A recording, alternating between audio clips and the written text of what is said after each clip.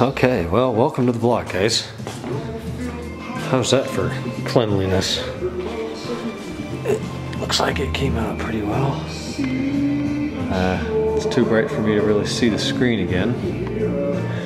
But I moved the car today for a couple reasons. One, wanted to blow the sand and gravel and salt and crap out of the garage without blowing it up under the cover of the car. Also wanted to blow it out from under the cover of the car. And why not move it, get it on some different spots on the tires to alleviate flat spots. And I wasn't planning on driving it anywhere. The roads are still really gravelly here. 5.9 miles later, it's back in the garage and leaking some residual oil from that pan that's been soaking it up for a while.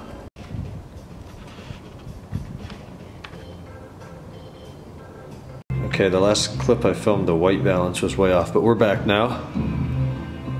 Take it you guys know that theme song. Yeah, I bought it. It's on my iPhone. So anyways, I drove the car a couple of miles very slowly and sparingly. I didn't go through any water, didn't hit any holes, and I didn't go on any terribly salty roads.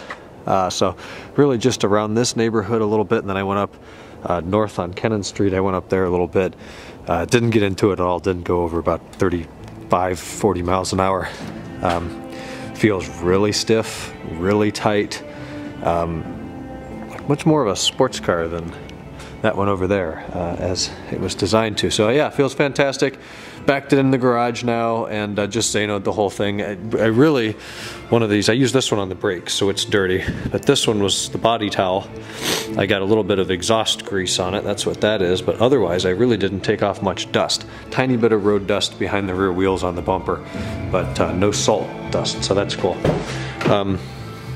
Inside, I don't really need to do any cleaning. It hasn't been driven since I stuck it here, so I kind of want to stay out here though, so maybe I'll just throw some Z10 or something on the driver's seat. It's been feeling a little rough and it's been a while since it's had that.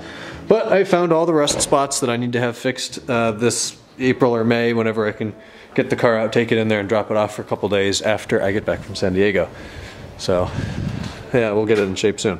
Alright, this is one of the most incredible NBA games I've ever watched on TV. Cavs versus Spurs in San Antonio. Down 7 points most of the second half. Last 3 seconds, Kyrie Irving comes in, steps right behind the three-point line, shoots a three ball, tied 110-110 at the end of Q4. Minute and a half left in overtime, we're up 1. I don't know if we can pull this off or not, but man, it's been a good show. Irving's got the ball, he's got 51 points. Jesus Christ. Is that a 2 or a 3? That was a 3. Holy, 55 points in this game now.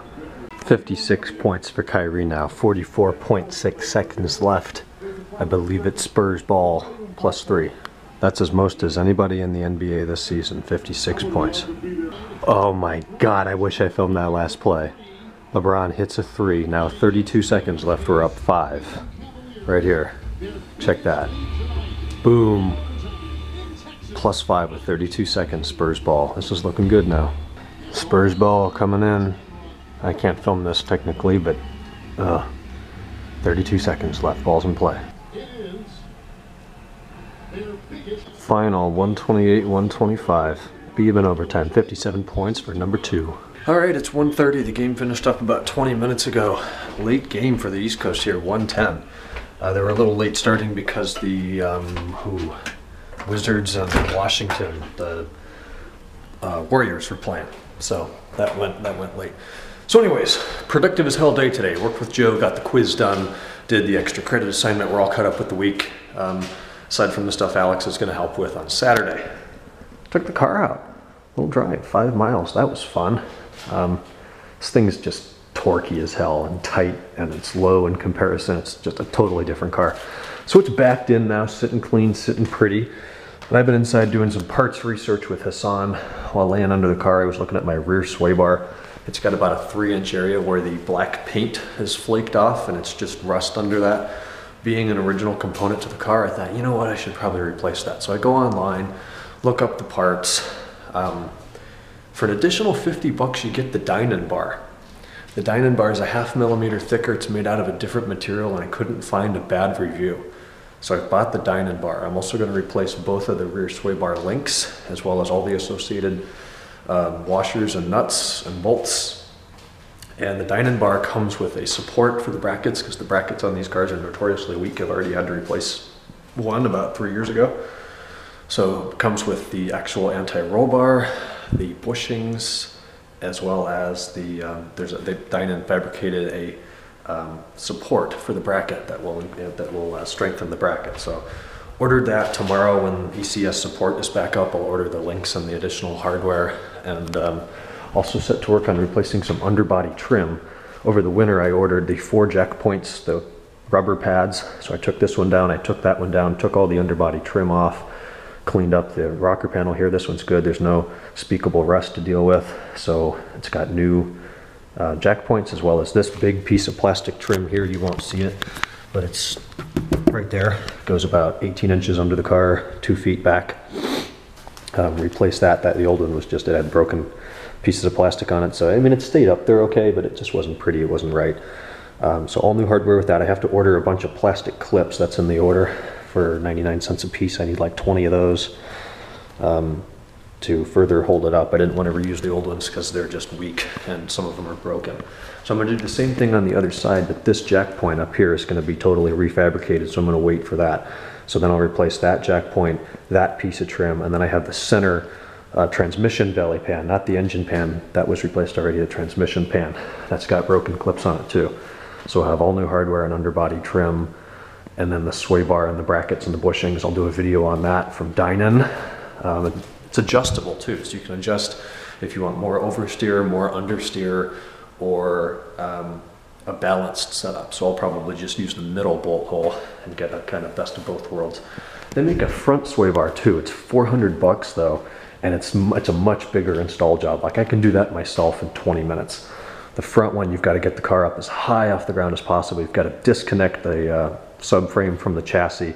You've got to take out control arms and tie rods and stuff like that. I could do it, but it'd be a pain in the ass. And how I drive the car, I really don't think I need it. That comes into play when you put 275s up front and you get a square setup.